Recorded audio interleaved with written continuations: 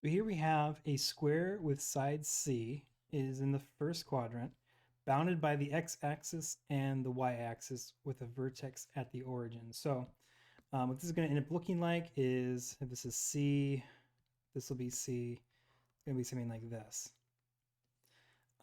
where this is going to be 1 point, the vertex is on the origin, and that's the square. Now a line y equals negative b, or negative x plus b, b greater than 0, contains the point CC. CC is right here.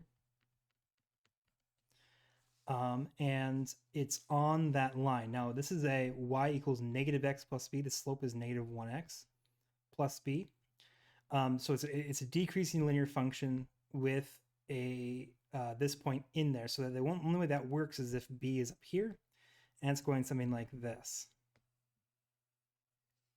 That's the only way this can work in some fashion. Now, it says, find an expression that represents the area bounded by the axes and the line. So it's bounded by these axes and the line enclosed in the first quadrant, so this line, minus the area of the square. So what we're really trying to find is, what is this area here?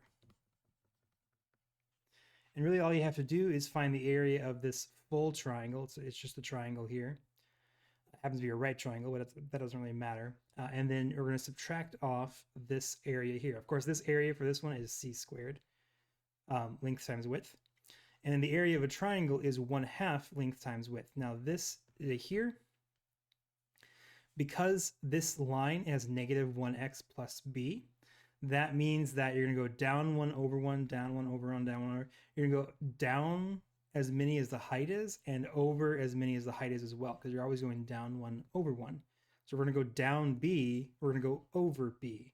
So this length here is also going to be b. So this height is also b.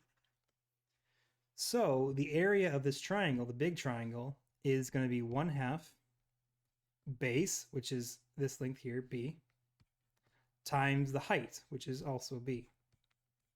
And then from this area, we're going to subtract off the area of the square, c squared. Now, b squared is actually, it's just going to be b squared over 2 minus c squared, and that's the area of this thing, and that is a. Actually, what's furthermore true is that because it hits CC here, that means from B, we would have had to gone down C units to get to C. Well, it's probably better to think of it like this. You're going to go this way. You're going to go left C units, which means you have to go up C units. That's the only way you can have CC on this equation that has a -1 slope.